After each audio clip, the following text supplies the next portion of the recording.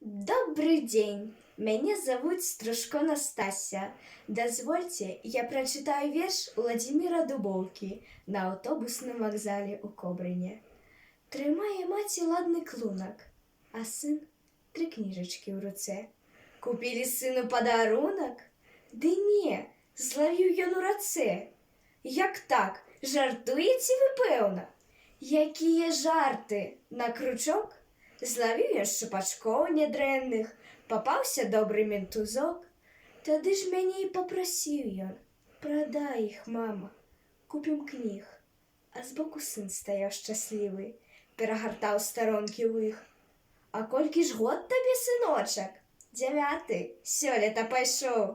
Дапытліва прабеглі вочкі каля мяне, маіх сяброў. А тут аўтобус. Час вам добры, мы адвіталіся ў адказ.